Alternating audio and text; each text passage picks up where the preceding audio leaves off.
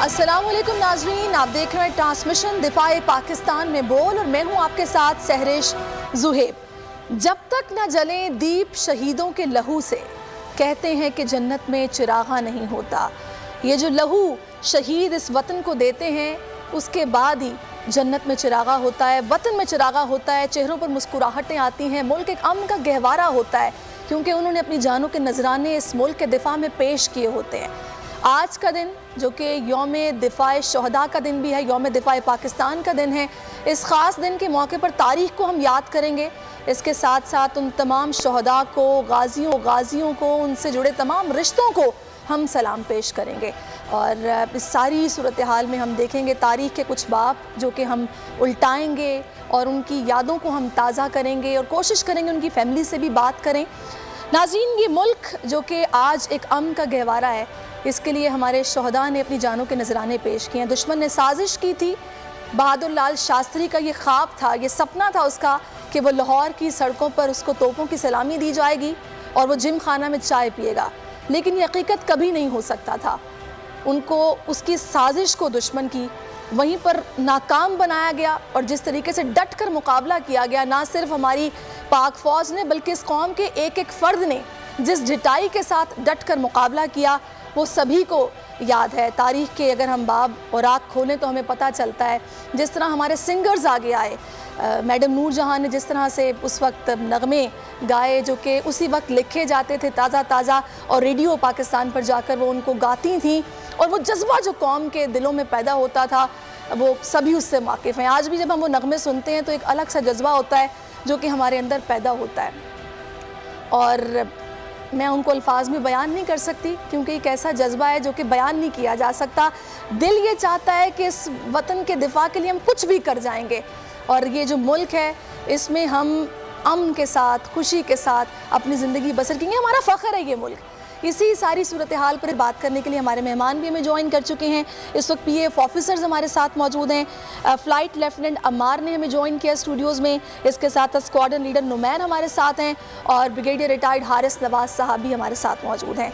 लाहौर में आधी रात को जब दुश्मन ने ये नाकाम साजिश की थी, हमला किया था जिसका डट कर मुकाबला किया गया, उस वक्त ब्रिगेडियर रिटायर्ड हारिस नवाज साहब, इनका यूनिट लाहौर में मौजूद था। उस दौरान ये स्टूडेंट थे, वहाँ पर जो माहौल था उनसे जानते हैं कि लाहौर में क्या माहौल था, जो कुछ उन्होंने देखा, अगर आंखों देखा हाल, अगर आप ब्रिगेडियर साहब बयान करें। एक्चुअली मैं उसका 6-7 क्लास में पढ़ता था। Suddenly we came to know, सुबह अयूब खान ने, जनरल अयूब ने पास मेरे अजीज हम पत्तों ने चट के दुश्मन ने हमला कर दिया, और ही दुश्मन को नहीं पता कि किस कौम पे लगा। और एक्चुअली उस वक़्त जो जज्बा था, आई कांट एक्सप्लेन। उसमें बच्चे, बूढ़े, जवान, औरतें, बूढ़ी औरतें, जो कुछ होता था वो लेकर आ रहे थे कि ये ट्रुप्स के लिए दें, उनको ड्राई फ्रूट दे रहे हैं, रज़ाइयाँ दे रहे हैं। उसके बाद transistors that we used to big strength, वो जो सेल के साथ चलता था, क्योंकि उसमें मैडम नूर जहाँ के नगमे और वो they should be force multiplier उस वक्त होता था, और जो वो नगमे चल सुबह तो वसम लिखते थे और मैडम नूर जहाँ उसको गाती नहीं। उसके साथ इतने नडर लाहौरी थे, मैं honestly I feel because I am from Lahore, कि वो जज्बा ऐसा था कि पता चला कि लाहौर में ये रावी दरिया के पास छाता बरदार फौज दुश्मन ने उतार दिया, तो लाहौरी यकीन करें डंडे लेके, लालटेनें लेके रात को भाग पड़े कि हम उनको मारेंगे जाएंगे। दिस वाज द जज्बा जो सुबह था। और उसके बाद इसी तरीके से ट्रुप्स का, आई मीन मेरी regiment, because I join later on after 71 war I join army, तो दे टोल्ड मी कि हमें सुबह एक एक्सरसाइज कर रहे थे PT के ऊपर, पता चला कि दुश्मन अटैक कर दिया। तो we rush took our weapons, we went to the border, हमने डिफेंस पोजीशन ली और जिस तरीके से लड़े, क्योंकि इंडियन का डिज़ाइन ये था, उनके चीफ आर्मी साहब ने कहा था कि सुबह नाश्ता हम लाहौर जिमखाना में जाके करें। अच्छा, इतने ज़्यादा कॉम्पिटिशन थे and they were over confident. लेकिन फिर जिस तरीके से हमारी फ़ौज ने, जिसमें एयरफोर्स, नेवी और आर्मी तीनों हैं, ट्राई बैटल सर्विसेज, तो वो जो लड़ाई की और जिस तरीके से लड़े जज्बे के साथ, I think it is known to everyone. Indian attack एक लाहौर में अटैक किया, एक उन्होंने सियालकोट में किया, और आपको याद होगा सियालकोट की जो बैटल ऑफ चुमिंडा कहलाई जाती है, टैंक्स की बैटल, सेकेंड वर्ल्ड वॉर के बाद सबसे बड़ी थी, और उसमें लिटरली दुश्मन को इतना नुकसान हुआ कि उसके हमारी तरफ क्या करते हुए हमने कसूर में जाके खेमकरन, उनका पूरा एक टाउन था, वो कैप्चर कर लिया। रन ऑफ कश पे हमने सक्सेस ली। तो ये एक बहुत बड़ी है, लेकिन बेसिक वजह ये थी कि उस वक़्त आप लड़ाई याद रखें, you fight as a nation, जिसमें अवाम और फ़ौज मिल के लड़ाई करते हैं। और उस वक़्त लिटरली यही था कि पूरी अवाम आपके साथ खड़ी हुई थी। मुझे याद है ये डॉग फाइट होती थी जहाज़ की, डॉग फाइट मीन कि जब इंडियन एयरक्राफ्ट को हमारे एयरक्राफ्ट चेंज कर रहे थे और वो गिराते थे तो लोग छतों पर जाकर तालियां बजा रहे होते थे। दो इट इज़ वेरी डेंजरस कि वो फायर जो ऊपर से कर रहा है, किसी को भी लग सकता था, लेकिन हाँ बिल्कुल उनको डर नहीं था। और इसी के साथ हमारी रेजिमेंट ख़ास तौर पे, मैं I talk about my regiment which is across BRB, जो एक डिफेंस लाइन थी उसके आगे थी, और वहाँ उन्होंने थ्रू आउट वॉर में लड़ाई की। हमारे कमांडिंग ऑफिसर थे, he refuse to go back, he said my regiment we will continue and we will not give up our area. और उसी में मैंने एक पिक्चर भी अपलोड करने के लिए दी थी। एक इंडियन जो 15 डिवीजन के GOC थे, जनरल नरेंद्र प्रसाद जी, तो वो अपनी जीप जब हमने अटैक किया, वो अपनी जीप रनिंग जीप बिल्कुल स्टार्ट हुई थी, अपना फ्लैग, अपने 2 स्टार्स, अपने मैप्स, अपनी छड़ी, सब कुछ छोड़ के भाग गए। और वो आज हमारी रेजिमेंट में वो एयर वॉर ट्रॉफ़ी हमें मिली हुई है, वो लगाई हुई है। मैंने वो आपके किसी को दी थी, आई डोंट नो उन्होंने पोस्ट किया कि नहीं, तो वो बड़ी क्लियर पे है। और वो हमारी वॉर अभी क्वार्टर गार्ड में लगी हुई है। जब भी कोई विजिटर्स आते हैं, फॉरेनर्स आते हैं, तो वो बड़े शौक से देखते हैं। It's a big achievement for regiment when you get a war trophy like this. सही, बिल्कुल, बड़ी वाकई आप सही कह रहे हैं, ये बड़ी एजाज़ की बात है। और यही वजह थी जो हम लोगों ने जिस तरीके से पूरी कौम ने फ़ौज के साथ मिलकर मुकाबला किया, इस साजिश को नाकाम बनाया और उनको भागने पर मजबूर कर दिया। उन्होंने हालांकि प्रोपेगेंडा भी किया, लेकिन वो प्रोपेगेंडा उनका बिल्कुल बेसूद था, उसका कोई फ़ायदा नहीं था। बड़ी ज़बरदस्त तरीके से उनका गुरूर था उसको खाक में मिलाया गया। अच्छा, मैं चाहूँगी थोड़ा सा हमारे जो PF ऑफिसर्स हैं उनसे भी बात की जाए। मैं स्क्वाड्रन लीडर नुमैर आपकी तरफ पहले आती हूँ। अव्वल तो सभी को पता है कि जब हम कौमी तराना सुनते हैं, जब हम ये नगमे सुनते हैं जो कि एकदम जज्बा हमारे अंदर पैदा करते हैं, ना सिर्फ बड़ी एज के नौजवान, छोटे छोटे बच्चे भी पाकिस्तान जिंदाबाद का जिस जज्बे के साथ नारा लगाते हैं, वो सभी को पता है कि वो नाकाबिले बयान है। वो जज्बा एक अंदर से ही आता है और दिल ये चाहता है कि फ़ख्र महसूस होता है अपने इस सफ़ेद और हरे रंग के झंडे पर कि हम पाकिस्तानी हैं और अमन के साथ अपनी मर्ज़ी से अपने मुल्क में ज़िंदगी गुजार रहे हैं। ये बहुत बड़ी बात है, क्योंकि जो लोग ग़ुलामी की ज़िंदगी गुजार रहे हैं, उनसे पूछे कि इस आज़ादी की अहमियत क्या होती है और अपने मुल्क की बात ही क्या है। हम जब आपको देखते हैं, फ़ौज किसी भी तरह की हो, भले नेवी हो, भले दूसरी बर्री अफवाज हो, बड़ा ज़बरदस्त किरदार है फ़ौज का। आप लोग मौजूद होते हैं सरहदों में, समंदरों में, तो आज हम सुकून की नींद सोते हैं। अगर आप लोग ना हो तो हम सुकून की नींद नहीं सो सकते। आप लोगों का किरदार बहुत ज़बरदस्त है, आउटस्टैंडिंग है। जब फ्लाई पास्ट होता है, मैं अभी आपसे पहले भी बात कर रही थी, तो जब आप लोग ये जहाज़ उड़ाते हैं तो वो देख के एक जज्बा सा पैदा होता है कि यार कितना अच्छा लग रहा है, किस तरह हवाओं में पलट के झपटना, झपट के पलटना। आपने कैसे आने का सोचा इस फील्ड में और किस तरह, किस चीज़ ने आपको मोटिवेट किया? बेसिकली मैं 2001 में PF के म्यूज़ियम में अपने वालिद के साथ गया था और वहाँ पे जब मैंने अपने फादर के साथ वहाँ पे जाके जो जहाज़ देखे और वहाँ पे जो एयर फोर्स का जितने भी हमारी वॉर ट्रॉफ़ीज़ हैं और वो अवेलेबल हैं वहाँ पे, वो जब वहाँ पे मैंने देखी तो उसके बाद मुझे एक मोटिवेशन आई कि ये पाकिस्तान एयर फोर्स एक बहुत अच्छा कैरियर है जिसको मैं टेक अप कर सकता हूँ and I can serve my country while staying in the force. अच्छा, तो फिर पेरेंट्स ने प्रॉपरली मतलब आपको उस वक्त सपोर्ट किया? उन्होंने कहा, क्योंकि अमूमन हम देखते हैं पेरेंट्स कहते हैं जी आप डॉक्टर बन जाओ, इंजीनियर बन जाओ। जी, ये मेरा डिसीजन था और उसको मेरे पेरेंट्स ने सपोर्ट भी किया और वेलकम भी किया और उसके बाद मेरी जितनी भी एफ़र्ट्स थी मेरी स्टडीज़ और उसको मैंने फिर बेसिकली चैनलाइज़ किया to become the part of air force. Obviously it is not a one exam जिसके बाद आप एयर फोर्स में एंड अप हो जाते हैं। We have to go through certain exams, medical test, और ये सारा फिर एक सिलसिला शुरू हुआ जिसके बाद अल्हम्दुलिल्लाह I am serving in Pakistan air force. सही, ज़बरदस्त। चलिए मैं आपसे इस पर मज़ीद भी बात करूँगी। मैं हमारे साथ फ्लाइट लेफ्टिनेंट अमार भी हैं, उनसे भी जानती हूँ कि उनका क्या इससे पहले एकेडमिक बैकग्राउंड रहा और किस तरह उन्होंने इस फील्ड को ज्वाइन किया, पेरेंट्स की सपोर्ट कैसी रही। अमार बताइएगा। जी मैम, जो आप एकेडमिक बैकग्राउंड की बात कर रही हैं तो मेरा एकेडमिक बैकग्राउंड जो है वो सारा मीरपुर आज़ाद कश्मीर से है। उसके अलावा my decision of joining the Pakistan air force, actually Pakistan में जो भी बच्चा पैदा होता है ऑलमोस्ट 90% बच्चों का ये ख्वाब होता है कि वो किसी ना किसी सूरत में अपने मुल्क को सर्व करें। तो बचपन में मेरा भी ऐसा ही ख्वाब था कि मैं भी अपने मुल्क को सर्व करूं, and that to wearing some kind of uniform, not particularly air force. लेकिन उसके बाद जैसे जैसे हम कॉलेज लाइफ में पहुंचे तो फिर हमें पता चला कि air force is becoming the front line of defence for this nation. तो इसको देखते हुए मैंने डिसीजन लिया कि मैं I want to join the air force as a fighter pilot, जिसको मेरी फैमिली ने मुझे सपोर्ट किया। जिसमें देखें, पेरेंट्स के अंदर इस चीज़ का डर होता है कि आप एक फ़ाइटर पायलट बन रहे हैं तो आपकी लाइफ में रिस्क होगा, लेकिन जब उन्हें इस चीज़ का एम पता होगा ना कि हम मतलब किस चीज़ के लिए करना चाह रहे हैं, तो फिर वो रिस्क को साइड पे रख देते हैं। वो अपने मुल्क के दिफा के लिए हमें जान कुर्बान करने से भी नहीं रोकते, बल्कि वो हमें सपोर्ट करते हैं कि go head and take the risk. सही, ज़बरदस्त। चलें, इस पर मज़ीद भी मैं आपसे बात करूँगी। अभी नाज़रीन, लाजवाल मिसाल है ये जुर्रत की, शुजात की जंग सितंबर।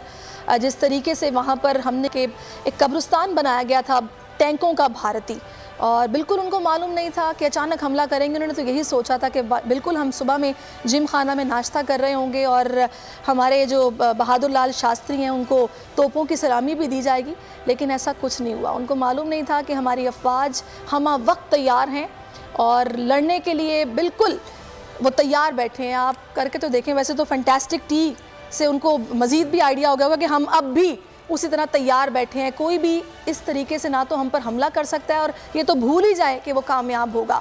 जी, रिपोर्ट आपने मुलाहिजा की है और मैं चाहूँगी कि आपको वो जीप भी दिखाई जाए जिसका जिक्र अभी थोड़ी देर पहले ब्रिगेडियर हारिस नवाज़ ने किया।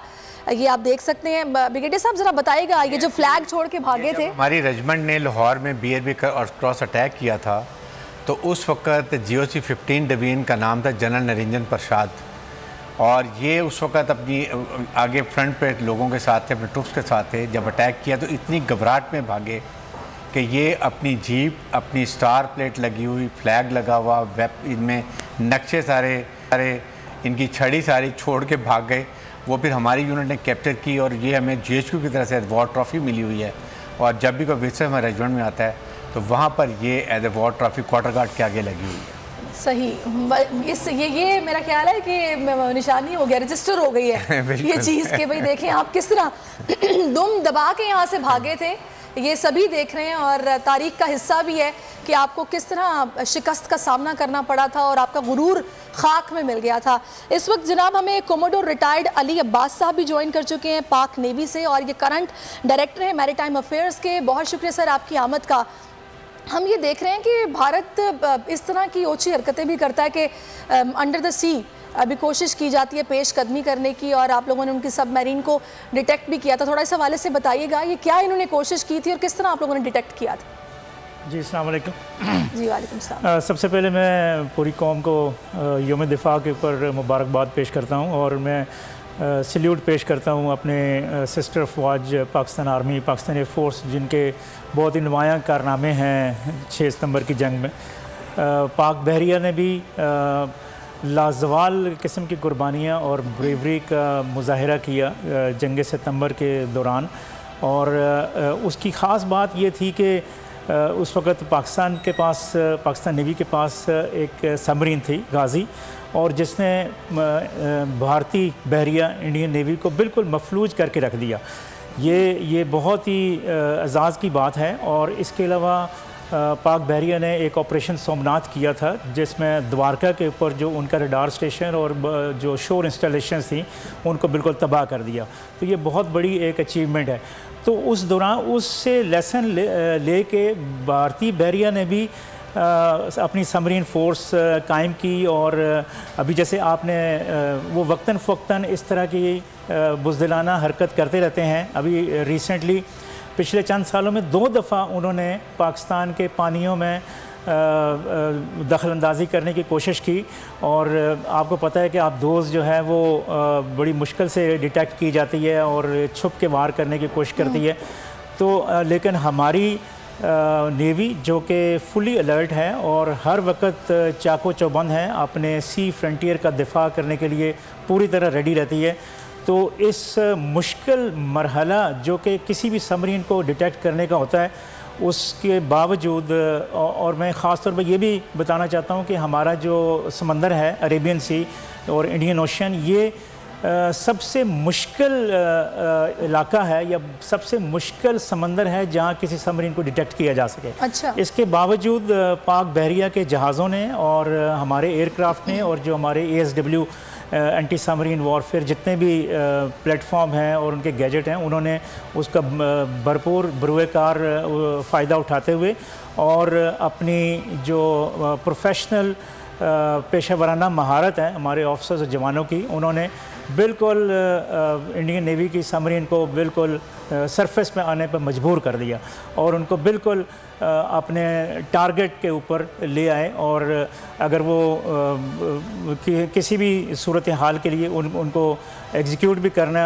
होता तो हुआ, लेकिन हमारे फ़ौज ने, हमारी नेवी ने बहुत रिस्ट्रेंट का मुजाहरा किया और उनको हमारे मजबूर कर दिया कि वो हमारे पानी से दूर चली जाए और उसको प्रॉपर ट्रैक किया और जब तक वो हमारे इलाके से बाहर नहीं निकल गए उनको प्रॉपर ट्रैक अपने हदफ के ऊपर रखा, अपने टारगेट के ऊपर रखा। सही, बड़ी ज़बरदस्त ही ने बताई है सारी एक बात मैं बताऊँ, ये जो सबमरीन है ना, जब एक दफ़ा डिटेक्ट हो जाए ना, it is a sure kill, then it can't avoid, can't run, that is the main thing. इसका मतलब जहाँ डिटेक्ट कर लिया mean that submarine is gone. सही, जाहिर है कैसे वहाँ से फिर बच के जाया जा सकता है या निकला जा सकता है, लेकिन ये बहुत बड़ी बात है कि हम इतने अलर्ट हैं कि हम उसको डिटेक्ट, अरेबियन सी में भी डिटेक्ट हम लोगों ने कर लिया और उनको वहाँ पर पकड़ लिया गया। अच्छा, वैसे मैं ये कभी कभी सोचती हूँ, ज़ाहिर है मेरा कोई एज सच आर्मी बैकग्राउंड तो उस तरीके से नहीं है, वरना जो बच्चे जिनके घर में आर्मी से ऑफिसर्स हों तो उनको बहुत सारी चीज़ों का पता होता है, आर्मी लाइफ का पता होता है, किस तरह काम होता है, कैसे करते हैं, कैसे ट्रेनिंग होती है, बहुत सारी चीज़ों का पता होता है। लेकिन हम लोगों को आपसे पता चलता है, हम लोग आपसे सीखते हैं और पता लगता है कि किस तरह काम होता है, कैसे करते हैं। हमारी आर्मी आई थिंक सो के बेस्ट आर्म्ड फोर्सेस अगर कहा जाए पाकिस्तान की, तो इसमें बिल्कुल कोई डाउट नहीं होगा।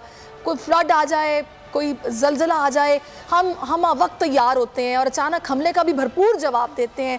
तो क्या ही बात है इस ट्रेनिंग की और इस किरदार की, मैं इस पर मज़ीद भी बात करूँगी कि होती किस तरह है। अच्छा, मैं आपसे अमार पूछना चाहूँगी, फ़्लाइट लेफ्टिनेंट अमार हमारे साथ हैं। मुझे ये बताइएगा कि ठीक है, आपने जब फर्स्ट टाइम अपना ये क्वालिफाई किया इस फील्ड के लिए कि भैया बाकायदा आप इसमें अब आ गए और आपकी ट्रेनिंग स्टार्ट होगी, ट्रेनिंग कैसी थी, क्या उसमें बताया जाता है? और ये जो जज्बा होता है, हम अक्सर देखते हैं जितने भी फ़ौज में जवान जाते हैं उनको शहादत का एक जज्बा उनके अंदर होता है कि वो चाहते हैं कि वो शहीद हो जाएं। क्या ये ट्रेनिंग के अंदर क्या किस तरह बताया जाता है और कैसे ये जज्बा पैदा होता है? एक्चुअली मैम, ये जज्बा जो है ये हर पाकिस्तानी के अंदर पहले से मौजूद होता है।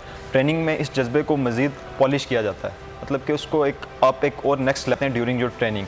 As far as training is concern, तो ट्रेनिंग इज़ डिफ़िकल्ट, लेकिन आप इनिशली जब आप जाते हैं तो आपके लिए ट्रेनिंग बहुत ही मुश्किल होती है। वो इसलिए मुश्किल होती है क्योंकि आपको एक सिविल लाइफ से निकाल के एक मिलिट्री लाइफ में लेके आना होता है और आपका वो इनिशियल टेस्ट होता है कि क्या आप मिलिट्री लाइफ के लिए रेडी हैं या नहीं।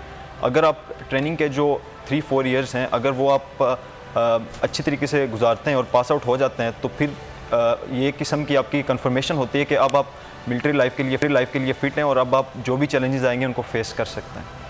सही, ज़बरदस्त। अच्छा, मैं स्क्वाड्रन लीडर नुमैर आपसे भी यही जानना चाहूँगी। मुझे राशिद मिन्हास बार बार याद आ रहे हैं आप लोगों से बात करते हुए कि 3 बहनों के बाद वो बेटे थे, उनकी माँ का जब मैं इंटरव्यू सुनती हूँ तो मुझे बड़ा वो मतलब रो भी वो पड़ती हैं, आप दीदा भी हो जाती हैं। लेकिन आप जज्बा देखिए पेरेंट्स का भी कि उन्होंने फिर भी अपने बेटे की ख्वाहिश को पूरा किया और कहा कि बिल्कुल तुम जाओ, एयरफोर्स में तुम जाना चाहते हो, जाके तुम सर्व करो पाकिस्तान को।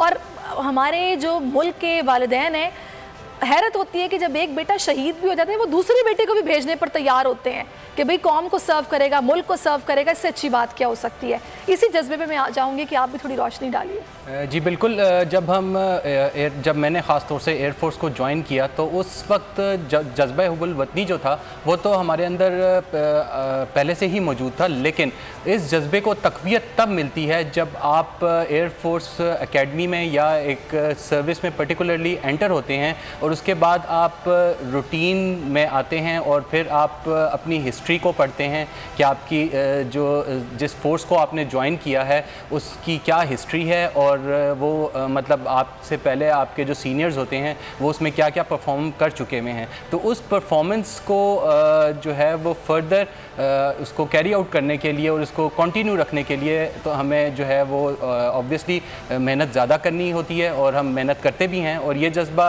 फर्दर जो है वो पॉलिश होता रहता है वक्त के साथ साथ, और एज आप अपनी सर्विस में ग्रूम भी करते रहते हैं और कंटिन्यू भी करते हैं तो ये जज्बा मज़ीद पुख्ता होता जाता है, पुख्ता से पुख्ता होता जाता है। ज़बरदस्त, बिल्कुल आप सही कह रहे हैं। यही जज्बा है जिसकी बुनियाद पर मुल्क को सर्व किया जाता है, पाकिस्तान का नाम रोशन किया जाता है।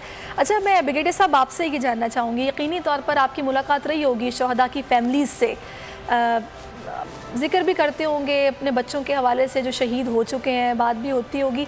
आपने किस तरह देखा है इन माओं को, इन पेरेंट्स को जो वालिद होते हैं, इनको किस तरह देखा है आपने? सैरिश, लेट मी टेल यू कि शहदा की फैमिलीज़ को ऑल फोर्सेस के जो हैं हमारी रवायत है कि उनको बहुत अच्छे तरीके से लुक आफ्टर किया जाता है, बहुत रिस्पेक्ट की जाती है, और आर्मी उनको बहुत लुक आफ्टर करती है।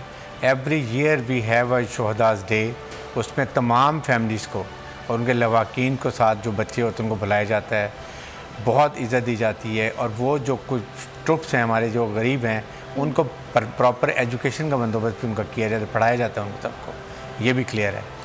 और इसके साथ फिर ये क्योंकि this give lot of strength to the people of serving कि हम अगर कल को शहीद होते हैं तो हमें आर्मी कितना लुक आफ्टर करेगी, our families will not be abundant, they will be owned by military service, ये सबसे बड़ी बात होती है। और आज के दिन के हिसाब से एक और मैं बताऊं, अगर हम MM आलम एयर कमोडोर का जिक्र ना करें, जिन्होंने दुनिया में रिकॉर्ड कायम किया कि 1 मिनट और 40 सेकंड्स में 5 दुश्मन के जहाज़ उन्होंने गिराए, और इस वक्त पूरी दुनिया की अकेडमी में ये एक टेस्ट केस के तौर पर पढ़ाया जाता है उनको। आई थिंक ये बिगेस्ट अचीवमेंट है। यस, तो ये आप सोच, और ये एक एयरफोर्स का बहुत बड़ा एक इनका आई वुड से वो माथे का झूमर है कि जिस तरीके से उन्होंने ये 5 जहाज़ गिराए और किया। और लाइकवाइज मिलिट्री की बहुत एग्जांपल है। देखें, अब हमारी आर्मी इज़ बैटल हार्डेंड, ये दुनिया की लड़ाका फ़ौज मशहूर है। मैंने ऐसे army mean air force and navy all inclusive. और दहशतगर्दी में तो एयरफोर्स का बहुत किरदार है कि बड़े इन्होंने सर्जिकल स्ट्राइक करके वहाँ पर दहशतगर्दों के ठिकाने ख़त्म भी किए हैं। और वो काम जो 51 कंट्रीज़ नेटो की नहीं कर सकती हैं अफ़गानिस्तान में, हमारी फ़ौज ने चीफ आर्मी स्टाफ के अंडर वो प्रोफेशनल तरीके से टेररिज्म ख़त्म कर दिया था। ये तो दोबारा अमेरिकन अपने वेपन हमने छोड़ गए हैं, फिर BLF के हाथ लगे तो प्रॉब्लम हो रही हैं। Otherwise they done a tremendous job. On the contrary Indian फौज अनट्रेंड है, अनप्रोफेशनल है, एंड दे कैन ओनली औरतें बच्चे बूढ़ों को शहीद करते हैं, पैलेट गन से ब्लाइंड करते हैं। तो this is the difference. That's why India doesn't look towards Pakistan. They know कि if they look towards Pakistan की मुसल्ह अफवाज 24 घंटे तैयार हैं, and that's why people sleep very sound sleep रात को लेते हैं कि तमाम बॉर्डर सेफ गार्डेड है। आई थिंक इस तरह से बड़ी अचीवमेंट है हमारी मिलिट्री। बिल्कुल, ये फ़ौज के जिस किरदार की आप बात कर रहे हैं इसका मुतरिफ तो हर पाकिस्तानी, और हम फ़ख्र महसूस करते हैं कि हमारी फ़ौज इतनी मतलब बहादुर है और इतनी वेल ट्रेंड है कि प्रोफेशनल लोग हैं, एक्सपीरियंस्ड लोग हैं कि हम सुकून की नींद सोते हैं, हम मुतमईन हैं कि हमें कोई ख़तरा नहीं, और अगर ख़तरा कोई होगा भी तो हमारी फ़ौज इससे निपटना जानती है। मैं इस ट्रेनिंग पर बात करना चाह रही हूँ जिसकी अभी आपने जिक्र किया और अमार ने किया, नुमैर ने किया। मैं कमोडोर रिटायर्ड अली अब्बास साहब आपकी तरफ आती हूँ। बड़ा आप लोगों की ट्रेनिंग किस तरह की है? समंदर पार मतलब किस तरह समंदर में जाना, एक मतलब डाइविंग बाकायदा प्रॉपर आती हो, किस तरह आप लोग की ट्रेनिंग कैसे होती है? थोड़ा सा बताइएगा, क्योंकि वो नौजवान जो कि नेवी का हिस्सा बनना चाहते हैं वो यकीनी तौर पर ये जानना चाहते होंगे जो इस मुल्क को सर्व करना चाहते हैं। जी बहुत शुक्रिया। मैं सबसे पहले ये बताना चाहूँगा कि जो बेसिक ट्रेनिंग है वो तीनों आर्म्ड फोर्सेस की तकरीबन सिमिलर है। जो इंडक्शन क्राइटेरिया है वो भी एक जैसा ही है, और जैसे ही एक बच्चा सेलेक्ट हो के किसी भी आर्म फोर्सेस में आ जाता है तो वो उसकी कंसर्न एकेडमी में चला जाता है। पाकिस्तान नेवी की जो एकेडमी है, पाकिस्तान नेवल एकेडमी के नाम से, वो मनोड़ा कराची में है, और यहाँ पे जब कैडेट्स सेलेक्ट होते आते हैं तो उनको एक 3 टर्म्स की, यानी 1.5 साल की एक बहुत ही रिगरस ट्रेनिंग दी जाती है, और जिसमें उनकी न सिर्फ फ़िज़िकल ट्रेनिंग होती है बल्कि उनकी करैक्टर बिल्डिंग और उनको नेवी और समंदर के बारे में बेसिक इंफॉर्मेशन और नॉलेज दिया जाता है। तो 1.5 साल के बाद जब वो एक नौजवान जो है वो, जैसे कि पहले भी कहा गया कि एक सिविल लाइफ से उसको बिल्कुल मिलिट्री टच दे दिया गया, और उसका जो मॉरल करैक्टर है वो बिल्कुल अपराइट हो गया, और उसकी सोच जो है वो उसकी में जज्बा हुब्बुल वतनी और पूरी तरह अपने आप को सेक्रीफाइस करने के लिए तैयार हर दम हो जाता है। तो ये ट्रेनिंग, फ़िज़िकल ट्रेनिंग और करैक्टर बिल्डिंग और समुंदर और नेवी से रिलेटेड बेसिक ट्रेनिंग के बाद उसको समंदर में भेज दिया जाता है, और वो मुख्तलिफ़ जहाज़ों पर, नेवी के शिप्स के ऊपर उसकी ट्रेनिंग होती है। यहीं पे वो सारी चीज़ें सीखता है जिनका आपने ज़िक्र किया कि समुंदर में कई दिन तक और लंबे अरसे तक रहना, अपने आप को समंदर की लाइफ के मुताबिक ढाल लेना, और जहाज़ में आपको पता है कि जब आप खुश्की पे काम कर रहे होते हैं तो एक हमारे पास, जैसा भी हम बैठे हैं, एक स्टेबल प्लेटफॉर्म है, लेकिन जब आप समंदर में होते हैं तो समंदर हर वक्त हिचकोले खा रहा होता है। शिप जो है वो हर वक्त कभी राइट पे कभी लेफ़्ट पे, रोलिंग पिचिंग हम उसको कहते हैं। तो एक अनस्टेबल कंडीशन होती है जिसके ऊपर नौजवानों को अपने आप को ढालना ज़रूरी होता है, क्योंकि इससे सी सिकनेस भी एक टर्म हम यूज़ करते हैं। समुंदर के ऊपर जिनका तजर्बा नहीं होता उनको बहुत ज़्यादा सी सिकनेस होती है। अच्छा। तो इसके ऊपर भी अपने आप को बड़े हिम्मत करके और इसके ओहदा बरा होके और अपना काम अंजाम देना पड़ता है। इसी दौरान उसकी शिप के बाद उसकी फ़र्दर प्रोफेशनल ट्रेनिंग, यानी मुख्तलिफ़ जो प्रोफेशनल सब्जेक्ट्स हैं और स्पेशलाइजेशंस हैं उनके ऊपर उसको ट्रेनिंग दी जाती है, और यहीं वो मौका आता है कि जब वो स्पेशल सर्विसेज के लिए अपने आप को वॉलंटियर कर सकता है, जिसमें SSG है, स्पेशल सर्विस ग्रुप है, या सबमरीन ट्रेनिंग है, या एविएशन है। तो नेवी चूँकि 4th डायमेंशनल सर्विस है, जिसमें एविएशन है, सबमरीन एविएशन यानी हवा में, और सबमरीन अंडर वाटर, और शिप्स, सरफेस शिप्स जो कि सतह समुंदर के ऊपर, और स्पेशल सर्विसेज और पाक मरीन्स जो हैं वो लैंड और खुश्की और पानी दोनों के अंदर काम करते हैं। तो इन 4 किस्म की डायमेंशंस के ऊपर ये स्पेशलाइजेशन है।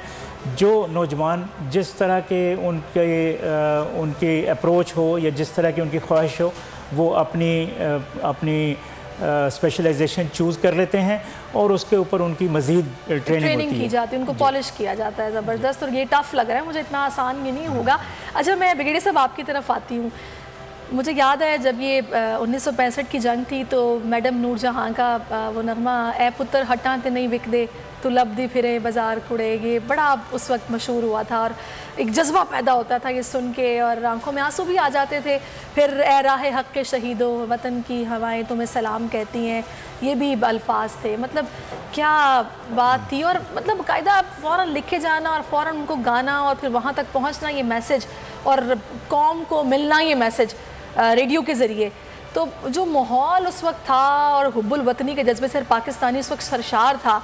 आप स्टूडेंट थे, आप उस वक्त आई थिंक सो ट्रेनिंग पे थे आप? मैं भी बार स्टूडेंट 7th से 8th क्लास में पढ़ता था। अच्छा, आप भी थोड़ा सा ज़रा मुझे बताइएगा, क्योंकि हम अक्सर हमारे व्यूवर्स आपको टेलीविजन स्क्रीन पर देखते हैं, बतौर एनालिस्ट आपकी बातें सुनते हैं, तारीख आप बताते हैं, और आप भी खुद फ़ौज को पाकिस्तान को सर्व करते रहे फ़ौज में रहते हुए। आपने किस तरह ज्वाइन किया? आपकी फैमिली में कोई और भी था, या आपके पेरेंट्स ने आपको किस तरह सपोर्ट किया उस वक्त?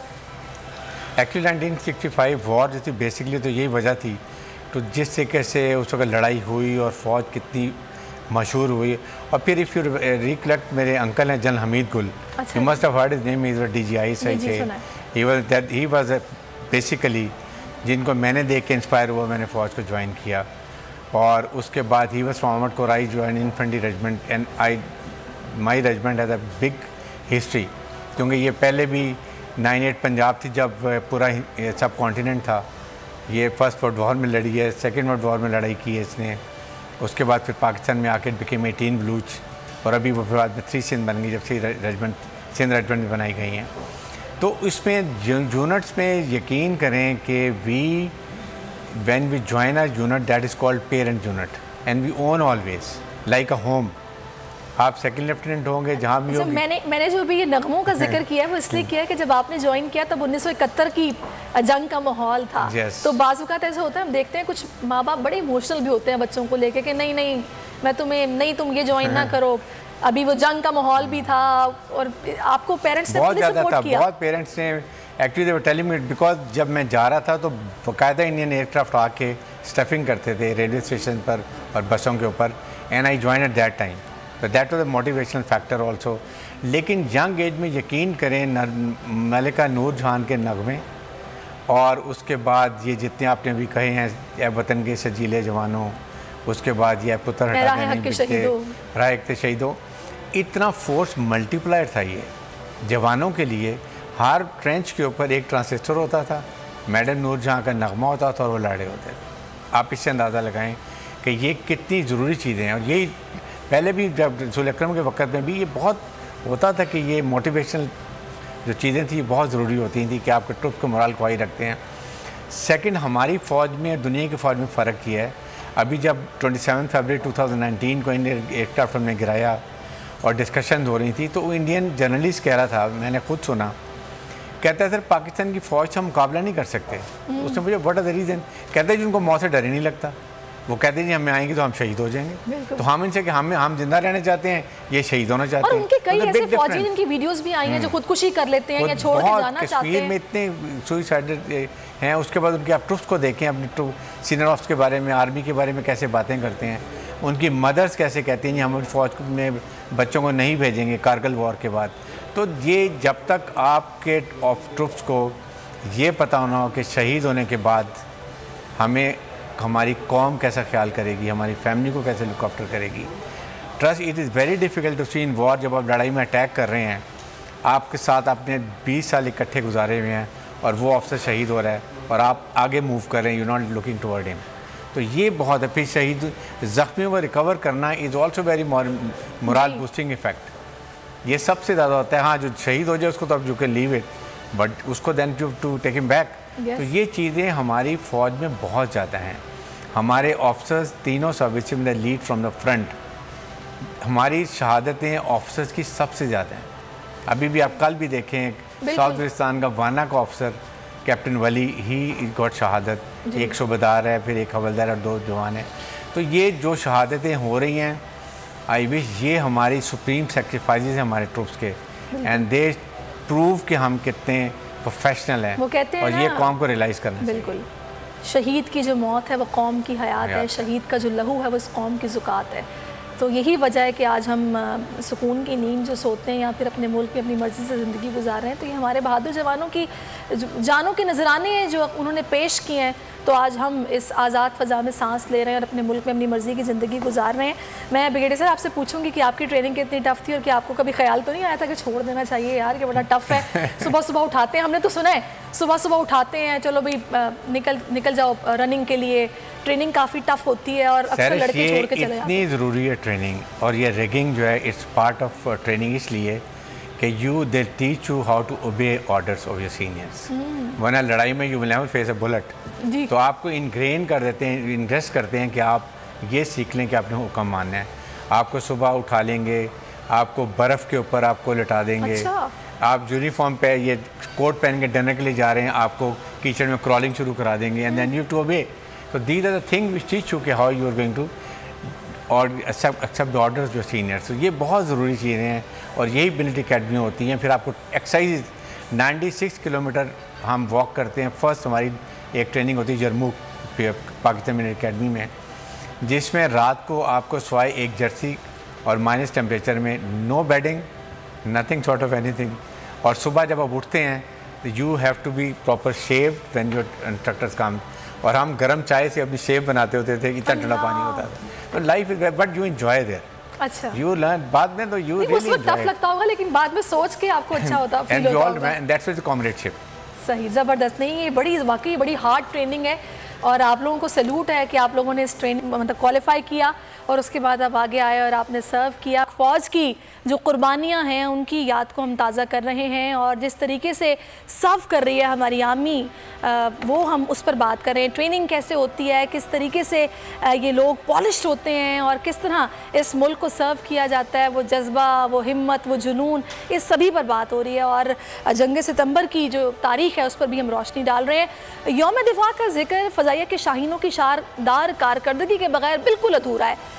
दुश्मन पर बास की तरह झपटने और बिजली बनकर गिरने वालों की यादें पाक फ़ज़ाइया के म्यूज़ियम में महफूज हैं। इस पर हमने एक रिपोर्ट तैयार की है, पहले आप वो देखिए। उसके बाद हमारे साथ फ़्लाइट लेफ्टिनेंट अमार भी हैं, स्क्वाड्रन लीडर नुमैर भी हैं, इनसे भी बात करेंगे। लेकिन आर्म्ड फोर्सेस जिस तरीके से इस मुल्क को सर्व कर रही हैं या जिस तरह से वो जो ट्रेनिंग करते हैं या जो सारे लवाजमात पहले पूरे करना होते हैं जिसके बाद आप प्रॉपरली क्वालिफाई करेंगे और सर्व करेंगे, उस पर हम बात कर रहे हैं। हमारे साथ स्क्वाड्रन लीडर नुमैर भी हैं, फ़्लाइट लेफ्टिनेंट अमार भी हैं। अमार, मैं आपसे ये जानना चाह रही थी, अक्सर हम खबरें पढ़ते हैं, हम सुनते हैं कि तरबियती तैयारा क्रैश कर गया, तरबियती परवाज़ थी और उस दौरान क्रैश हो गया।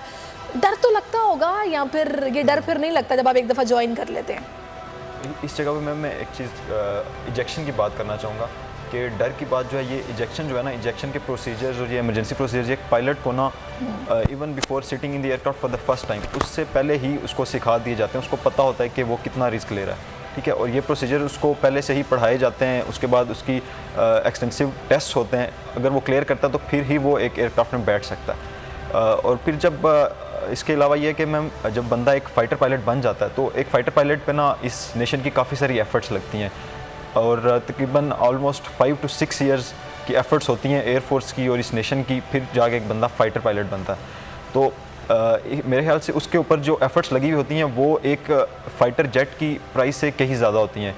तो इसके लिए एयरफोर्स ने मिनिमा सेट किए होते हैं कि आप एक सेट पैरामीटर्स तक उस एयरक्राफ्ट, अगर कोई इमरजेंसी होती है, उसको आप रिकवर करने की कोशिश करेंगे और the time you hit those parameters, तो आप उसके बाद उसको रिकवर करने की कोशिश नहीं करेंगे क्योंकि आपकी जान उस एयरक्राफ्ट से ज़्यादा ज़रूरी है। तो आपको इजेक्ट करने के ऑर्डर्स होते हैं। इसके अलावा तीसरी चीज़ जो है कि जब भी एक पायलट फ्लाई कर रहा होता है उसके दिमाग में ये चीज़ होती है कि मैं किसी ना किसी पॉपुलेटेड एरिया के ऊपर फ्लाई कर रहा हूँ। तो हम जिस भी एरिया में, जो भी हमारे ट्रेनिंग एरियाज़ होते हैं, हमें उसके एक इंच के बारे में इंफॉर्मेशन होती है कि कौन से एरिया में कौन सी पॉपुलेशन है, so that in case of emergency अगर हमें इजेक्ट करना पड़ता है तो हम अपने एयरक्राफ्ट को किसी अनइनहेबिटेड एरिया की तरफ मनूवर करें और फिर हम इजेक्ट करें। इसके अलावा ये कि इसके बावजूद भी कुछ क्रिटिकल इमरजेंसीज होती हैं जिसमें इजेक्शन होती हैं या पायलट शहीद होते हैं, तो उसके बाद जो है हमारी एज अ पायलट हमारा मोटिवेशन लेवल इंक्रीज़ होता है क्योंकि हम ये सोचते हैं कि हमारे कोलीग ने अपनी जान का नजराना पेश किया है, तो जो उसका एम था हमें उस एम को आगे लेके चलना है। सही, बिल्कुल, वाकई ऐसा होता होगा। और मशीनरी है, ज़ाहिर है जब आप इसको फ्लाई कर रहे हैं तो कोई भी फॉल्ट भी आ सकता है, तो हर लिहाज से आप लोगों को ट्रेंड किया जाता है ताकि किसी भी इमरजेंसी की सूरत में आपको पता हो कि आपने करना क्या है।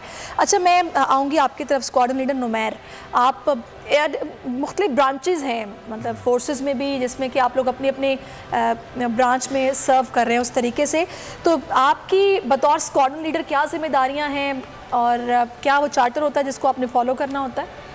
मेरा ताल्लुक पाकिस्तान एयरफोर्स की एयर डिफेंस ब्रांच से है और एयर डिफेंस ब्रांच जो है वो 4 पिलर्स पे जो है इस वक्त खड़ी है, that is detect, identify, intercept and destruct. तो जो भी एरियल थ्रेट पाकिस्तान की एयर स्पेस की तरफ आती है, made be any aircraft which is undetected और उसके ऊपर हमें आईडी अवेलेबल है एज हॉस्टाइल इंटेंट, तो उसके अगेंस्ट हम जितने भी एक्शंस लेते हैं तो ये बेसिकली जो है रिस्पॉन्सिबिलिटीज़ आती हैं एज एयर डिफेंस ऑफिसर। तो इस सिलसिले में जितने भी फ़्लाइट प्लान्स हमें मिलते हैं, जितनी भी फ़्लाइट्स होती हैं या ट्रांजिट्स हो रहे होते हैं, तो इन सब का रिकॉर्ड हमारे पास अवेलेबल होता है जो हम मेंटेन कर रहे होते हैं। और इसके अलावा जो भी अनआइडेंटिफाइड चीज़ या एयरक्राफ्ट जो भी हमारी हदूद में या जो एक हमारे डेटम सेट हुए हुए होते हैं उसमें अप्रोच कर रहा होता है, तो उसके ऊपर जिस तरह के भी एक्शंस होते हैं या टेक्निकल एक्शंस जो भी होते हैं वो फिर हमारी रिस्पॉन्सिबिलिटी होती है। सही, ज़बरदस्त। कमोडोर रिटायर्ड अली अब्बास साहब, आपकी तरफ आना चाहूँगी। अब आप लोगों का बहुत मुझे टफ़ लगी है जो ट्रेनिंग आप लोगों की है अंडर द सी, और उस तरह से वहाँ पे महीनों रहना और सबमरीन में भी रहना, फिर ऊपर जहाज़ में भी रहना। कोई ऐसा यादगार लम्हा जो कि आप शेयर करें जिससे कि इंस्पिरेशन भी मिले नौजवानों को जो कि इस फील्ड में आना चाहते हैं? जी बहुत शुक्रिया। बिल्कुल, हमारी जो लाइफ है नेवी की वो बहुत चैलेंजिंग है। और इससे पहले कि मैं कोई वाक़या शेयर करूं, मैं पाकिस्तान नेवी या पाक बहरिया की जो किरदार है उसके ऊपर कुछ कमेंट करना चाहता हूं। आपको पता है कि पाकिस्तान बहरिया ना सिर्फ हमारी समुद्री सरहदों की मुहाफ़िज़ है, बल्कि किसी भी किस्म का एग्रेशन उसको निगोशिएट करने के लिए हर वक्त हिमा वक्त तैयार रहती है।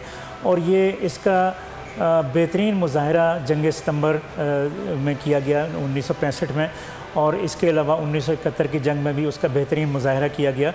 और तमाम जब भी इस तरह के कोई चैलेंजेस आए हैं, दुश्मन ने किसी भी वक्त हमारे ऊपर अटैक करने की कोशिश की है, तो पाकिस्तान नेवी ने अपने उसका भरपूर दिफा किया है और दुश्मन को हमेशा दुम दबाकर भागने पर मजबूर किया है। इसके अलावा एक और नेवी का जो रोल है वो उसके अवाम को आगाह करना चाहूँगा, वो ये है कि पाकिस्तान की, जैसा कि आप सबको पता है कि पाकिस्तान की तजारत तमाम की तमाम तकरीबन 90% से ज़्यादा तजारत जो है वो समंदर के रास्ते होती है। सही। और समंदर की इस तजारत की हिफाजत करना और उसको सेफ्टी एंड सिक्योरिटी प्रोवाइड करना ये पाक बहरिया के ज़िम्मे है। और ये हम पाक बहरिया में ये दिन रात उसकी हिफाजत और उसकी सिक्योरिटी के इंतज़ाम करते हैं, ताकि पाकिस्तानी जहाज़ जो हैं या जो भी पाकिस्तान के लिए तेल लेके आ रहे हैं, चाहे वो खाने का खुर्दनी तेल हो या जो गाड़ियों में चल रहा है पेट्रोल हो, ये सारा हम बाहर से इंपोर्ट कर रहे हैं। और इसके अलावा गैस इंपोर्ट, पाकिस्तान में बहुत से लोगों को ये नहीं पता, हम ये समझते हैं कि शायद गैस जो है वो सुई गैस, सारे मुल्क में सुई गैस इस्तेमाल हो रही है। ऐसा नहीं है, बल्कि गैस बाहर से इंपोर्ट हो रही है और उसका भी उसकी हिफाजत का ज़िम्मा भी पाक बहरिया के पास है। तो ये जो तजारत की हिफाजत है ये पाक बहरिया के ज़िम्मे है। इसके अलावा हमारे समुद्रों में किसी भी किस्म का थ्रेट जो है, ये मैरीटाइम सिक्योरिटी चैलेंजेस जो हैं, चाहे वो पायरेसी की फॉर्म में हो या स्मगलिंग की फॉर्म में हो या वेपन स्मगलिंग की फॉर्म में हो या किसी भी नारकोटिक्स हैं, तो ये सारा इसकी सिक्योरिटी और इसका गार्ड करने के लिए पाकिस्तान नेवी हर वक्त हिमा वक्त तैयार रहती है। ना सिर्फ इसमें इंडिविजुअल एफर्ट्स हैं नेवी की, बल्कि हम बैनुल अक़वामी कोalition के साथ मिल के भी ये सारा काम करते हैं। पाकिस्तान की एक इस रीजन में एक बहुत ही आला किरदार है और एक बहुत आला वैल्यू है, और इंटरनेशनल नेवीज़ और इंटरनेशनल जितने भी ममालिक हैं या नेशंस हैं, वो पाक बहरिया को उसकी इस एफ़र्ट की वजह से बड़ी कदर की निगाह से देखते हैं। हम अपने इलाके से लेके और नीचे रेड सी तक और हॉर्न ऑफ अफ्रीका तक नीचे इंडियन ओशन के अंदर हमारे जहाज़ों ने बहुत गिरां कदर खदमात अंजाम दी हैं और अपनी इंटरनेशनल ज़िम्मेदारियों को निभाया है। इसके अलावा आपको पता है कि ग्वादर जो कि एक नई बंदरगाह है, उसके लिए एक बहुत बड़ी सिक्योरिटी की ज़रूरत है। तो उसके लिए पाकिस्तान नेवी ने एक टास्क फोर्स मुकर्रर की हुई है, और जो समुंदर की तरफ से जितना भी थ्रेट या किसी भी किस्म का सिक्योरिटी रिस्क है उसको निगोशिएट करने के लिए पाकिस्तान नेवी ने बहुत आला किरदार अदा किया है। ज़बरदस्त। ये दो डायमेंशंस हो गई, एक यानी एग्रेशन दुश्मन के ख़िलाफ़, और दूसरा अपना सेफ्टी और सिक्योरिटी तजारत को, और एक तीसरा भी एंगल मैं हाईलाइट करना चाहूँगा। इस वक्त जैसा कि पता है कि हमारे मुल्क में फ्लड आए हुए हैं और एक बहुत ही क्राइसिस का सिचुएशन है। तो पाकिस्तान बहरिया ख़ास तौर पे हमारे कोस्टल एरिया सिंध और बलूचिस्तान, जिनके साथ हम पिछले 60, 70, 75 साल से को एग्जिस्ट कर रहे हैं, और इस वक्त वो हमारे भाई जो इस वक्त क्राइसिस में हैं, वो हम पाक बहरिया इस तरह नहीं उनको कि सिर्फ इमदाद फराहम कर दी या कोई डोनेशन दे दी, ऐसा नहीं है, बल्कि उनकी इस तरीके से हेल्प की जा रही है या फ्लड रिलीफ ऑपरेशन किए जा रहे हैं कि जैसे अपने घर के लोग जो हैं वो क्राइसिस में होते हैं। क्योंकि हमारा बिल्कुल उठना बैठना, जीना सोना जागना जो है वो हमारी कोस्टल कम्युनिटी जो सिंध और बलूचिस्तान के साहिली पट्टी के ऊपर हैं उनके साथ है। तो इस वक्त पाकिस्तान नेवी की बहुत ज़्यादा इमरजेंसी रिस्पांस टीमें लगी हुई हैं दिन रात, और हमारे गोताखोर टीमें और हमारी उसमें साथ में मोटर बोट्स लगी हुई हैं, और इसके अलावा हेलीकॉप्टर, 2 हेलीकॉप्टर पूरे सिंध के इलाके में गश्त कर रहे हैं। इस वक्त तकरीबन 1000 टन राशन तकसीम किया जा चुका है, और तकरीबन 3 लाख या 3.25 लाख लीटर से ज़्यादा पानी फराहम किया जा चुका है। 24,000 लोगों को मुख्तलिफ जो कि मेडिकल कैंप लगाए गए हैं उनके ऊपर उनको मेडिकल फैसिलिटी प्रोवाइड की जा चुकी है। और इसके अलावा तकरीबन हेलीकॉप्टर ने जो क्रिटिकल एरियाज़ में से बिल्कुल जो ज़िंदगी और मौत की कश्मकश में लोग थे उनको बचा के महफूज मकामात पर लेके गए हैं। और हमारे जो फ्लड रिलीफ सेंटर्स हैं दिन रात किसी भी बहुत ज़बरदस्त अलीबाद साहब, हम सैल्यूट पेश करते हैं, सलाम पेश करते हैं जिस तरीके से आप लोग काम कर रहे हैं। डायमेंशंस हैं जो पाक बहरिया इस वक्त कर रही है। एक अहम जो एपिसोड आप ने भी पूछा है वो मैं आपको बताऊं कि जैसे अभी हमने जिक्र किया था शुरू में सबमरीन, हमारे यहाँ इस तरह है कि दुश्मन के लोग जो हैं या दुश्मन के सबमरीन या इस तरह के एडवेंचर करते रहते हैं, लेकिन हम उनको कभी भी अनडिटेक्टेड हमने जाने नहीं दिया, बल्कि उनको हमेशा डिटेक्ट करके और उनको अपने इलाके से दूर भगा के आए हैं। लेकिन इसके साथ साथ मैं अपना एक वाक़या आपको बताना चाहूँगा कि मैं शिप के ऊपर था और मैंने मैं ये वाक़या आपसे सुनूंगी, क्योंकि अभी आपने फ़्लड का जिक्र किया है, फ़्लड सेंटर्स का किया है, तो मुझे बड़ा दुख हुआ। सभी जानते हैं कुछ ही टाइम पहले की बात है जब सरफराज अली हमारे पाक फ़ौज के अफसर जिन्होंने दीगर 5 जवानों के साथ जामे शहादत नोश किया उस हेलीकॉप्टर क्रैश में, यकीनी तौर पर जो ब्रिगेडियर हारिस नवाज़ हैं उनसे यकीनी तौर पर बातचीत होगी और जानते होंगे उनको अच्छे तरीके से। बड़ा दुख हुआ था, क्या खूबसूरत उनकी स्माइल थी, एक बड़ी ग्रेसफुल पर्सनैलिटी, बड़े एक्सपीरियंस्ड प्रोफेशनल वो लगते थे। अगर कोई थोड़ी सी याद आप उस हवाले से भी ताज़ा करें, क्योंकि वो उसी फ़ज़ाई मुआयना कर रहे थे इसी फ्लड की सारी सिचुएशन का जब ये हादसा पेश आया था। सैरिश, मैं जनरल सरफराज को जानता था जब वो ब्रिगेडियर थे और ये मेरे डिफेंस अटैची थे वाशिंगटन में पाकिस्तान की तरफ से एम्बेसी में, तो मैं वहाँ भी उनको मिलता था जाके। और फिर बाद में DGMI आ गए प्रमोट होके GHQ में, फिर वहाँ से प्रमोट हुए and event to as a commander 12th corps Karachi Quetta चले गए। He was the excellent professional officer और he was an excellent human being और डाउन टू अर्थ थे। Professionally, he was too good and he was from Sindh. He belonged to Sindh area. और मेरी इत्तेफाक से I keep talking to him because we know each other, काफ़ी हमारी acquaintance थी। तो एक दिन पहले मैंने उनको रिंग किया, मैंने ये AKD जो हैं अकील करीम रेड्डी को मैंने कहा आप लोग वीमेन कम्युनिटी बड़ा डोनेट करते हैं। उस वक्त तक इतना ज़्यादा लोगों को समझ नहीं व्हाट इज़ हैपनिंग, कितना स्वेयर हुआ है बलूचिस्तान के हालात।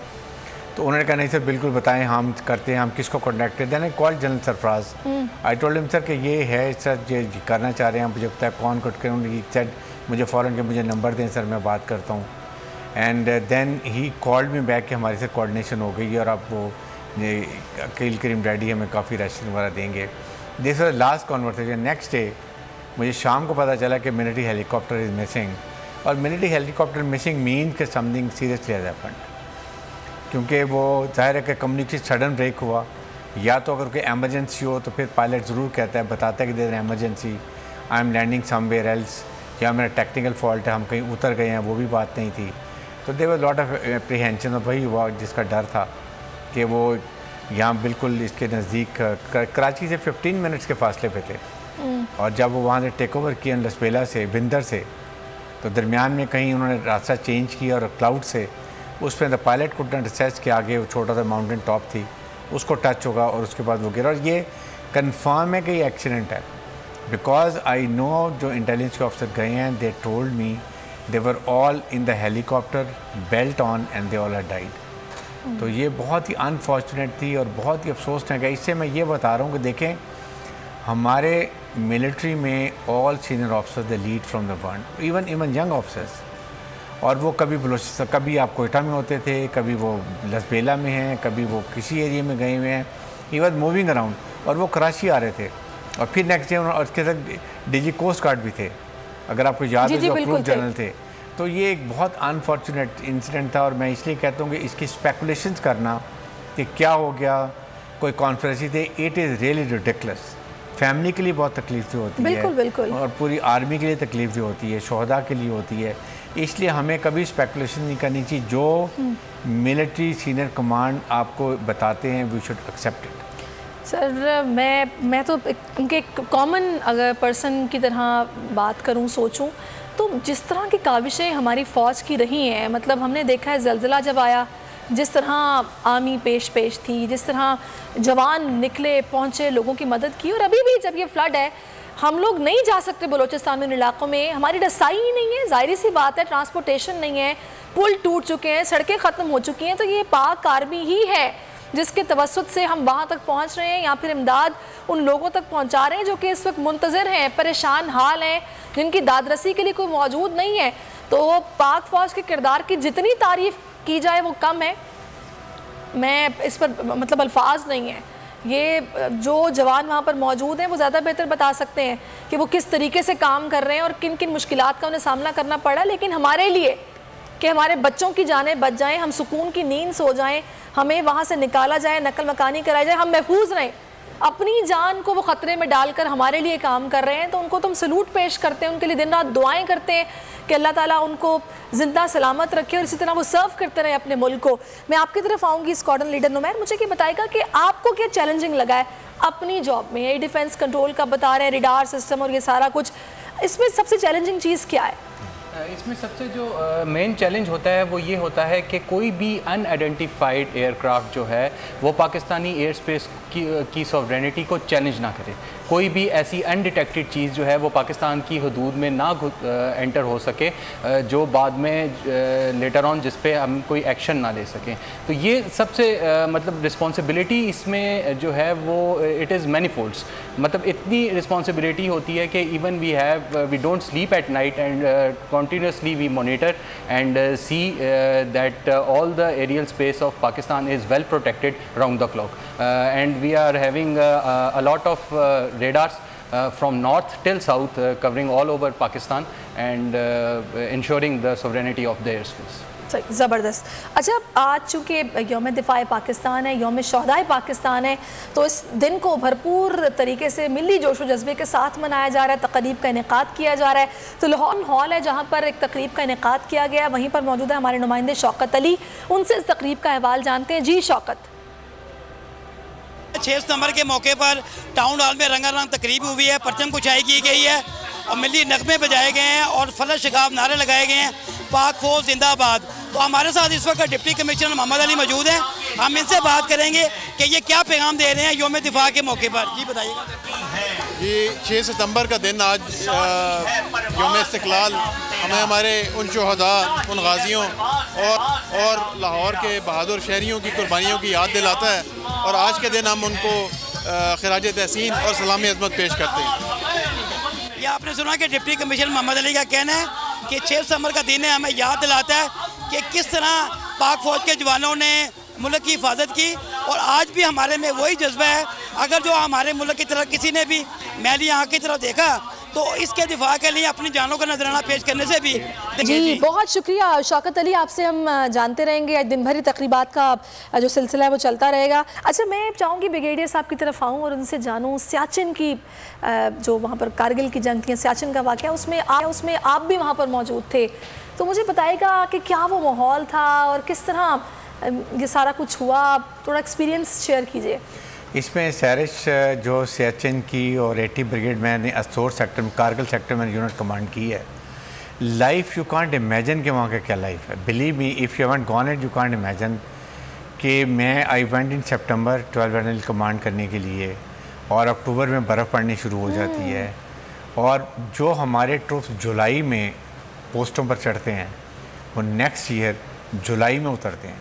पूरा साल ऊपर टॉप पे। तकरीबन 10 महीने, क्योंकि जब बर्फ़ मेल्ट होगी तो उसके बाद they will come down, otherwise रास्ते ब्लॉक हो जाते हैं।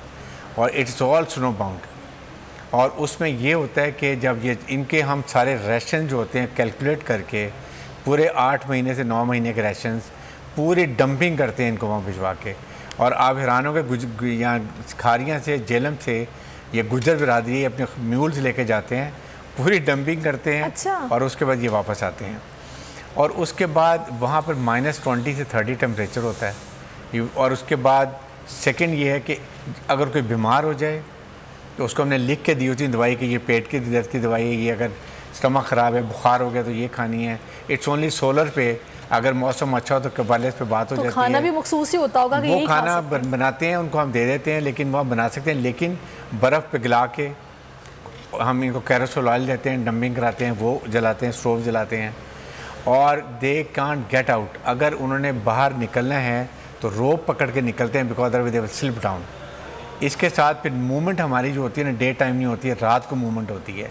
इसलिए कि रात को माइनस ज़्यादा टेम्परेचर होता है, स्नो मेल्ट नहीं होती है और एवलांच नहीं आ सकती, इसलिए वो रात को ट्रैवल, डे टाइम सूरज निकलता है, एवलांच आती है। अच्छा, जो लाइफ है वो तो डिफ़िकल्ट है ही, लेकिन उसके साथ एक और बड़ी बात ये है कि देखिए ना कि मतलब कितनी कुर्बानी है कि पीछे फैमिली के साल में है टोटली, मतलब अब यहाँ तो कॉल पे बात भी कर लेते हैं, आप किसी से कनेक्शन में भी नहीं। हेलीकॉप्टर महीने में एक दफ़ा आता है, पूरे महीने के अखबार, डाक, सब चीज़ें उसमें आती हैं। और उसके बाद सेकंड ये जो वॉर की बात है, कैप्टन कर्नल शेर जो निशान हैदर हैं, ही was such a brave officer. The way he fought, Indian army के जो कमांडर थे वो देख रहे थे ऑफिसर कैसे लड़ रहा था। और जब शहादत हुई तो उन्होंने इनकी पॉकेट में एक नोट डाला कि we have seen this officer, he was such a brave officer, he was a lion and we feel and recommend कि Pakistan military should give him some, इसको रिकग्नाइज करें। And based on that of course he got Nishan Haider. तो ये unit, और इतनी unit tufts हैं, आप यकीन करें वहाँ पर माइनस टेम्परेचर में हम वहाँ पर ना मूवमेंट कर सकते हैं जब बर्फ़बारी होती है। और जब आप जीप पे जा रहे हैं तो यू डोंट नो कि यू विल कम बैक और नॉट, इतना डिफ़िकल्ट एरिया है। और एवलांच अगर आ जाती है, उसमें ट्रुप्स उसमें फंस गए, तो अगर वो लेट्स से अक्टूबर में वो भरी हुए बर्फ़ के अंदर दब गए हैं, तो अगले साल जब बर्फ़ मेल्ट होगी तो उनको निकाला जाएगा। And they just like frozen chickens. फिर उनकी बॉडीज़ को स्ट्रेट करके गर्म पानी से फिर उनके घरों में भेजा जाता है। Life is very tough for there. और जो लोग रहे नहीं हैं, they can't imagine the life they have to go through. But Allah ताला ने इंसान को इतना रोबस्ट बनाया है, इतना अडेप्टेबल बनाया है कि जाके एक महीने के अंदर आप बिल्कुल नॉर्मल हो जाते हैं। और पहाड़ पे आपने एक पोस्ट से जाने के लिए, मैं ये as a commanding officer 48 hours to 20 hours लगते हैं आपको एक पोस्ट पे जाने के लिए बर्फ़ में। अच्छा। माउंटेन्स के ऊपर। You can imagine how the tough life is. बिल्कुल, दिस इज़ रियली टफ। और वाकई ये बड़ी बात है, लेकिन ये आप लोगों की ट्रेनिंग है कि आप लोगों को सिखाया जाता है कि आपने हर तरह के माहौल में किस तरह एडजस्ट करना है। और ज़ाहिर आपकी ड्यूटी, आपका फ़र्ज़ है, आपको सर्व करना है, तो आपको ये करना तो पड़ेगा। तो हम सलाम पेश करते हैं। बाकी रोंगटे खड़े हो जाते हैं जब आप जिस तरह की स्टोरी सुनते हैं, यहाँ पर जो जिस तरह से काम किया जा रहा है, जब आपको पता चलता है। हम बहुत ईज़ में हैं, आम आदमी जो आर्मी में नहीं है वो बड़ी रिलैक्सिंग लाइफ गुजार रहा है। आप अगर इस तरह की स्टोरी सुने या लाइफस्टाइल सुने तो आपको पता चलेगा कि किया कैसे जाता है काम और होता कैसे है।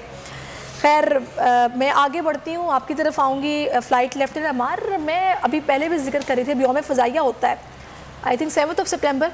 तो हम जब वो देखते हैं फ्लाई पास्ट, बड़ा अच्छा लगता है। हम कहते हैं यार काश, मतलब अगर मैं ये काम ना कर रही होती तो मैं शायद पायलट होती। लेकिन मुझे नहीं लगता ये इतना आसान होगा कि वो जिस तरह आप लोग, मतलब बाकायदा रंग नज़र आते हैं आसमान में मुख्तलिफ, और क्या ज़बरदस्त जज्बा होता है जब वो जहाज़ एक दूसरे को पलटते हैं और आगे पीछे, मतलब कि किस तरह की, कौन से पायलट्स कर सकते हैं, कौन से लेवल पे जाके कर सकते हैं, और इसकी ट्रेनिंग होती है क्या बाकायदा?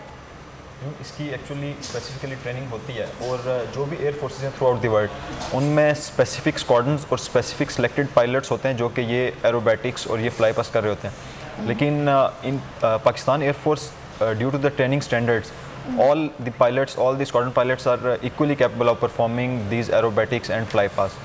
लेकिन ड्यूरिंग दीज स्पेशल डेज कुछ पायलट्स को नॉमिनेट किया जाता है, वही जाके इसकी प्रैक्टिस करते हैं और फिर वही ये एरोबैटिक्स एंड दीज फ्लाई पास वही ये करते हैं।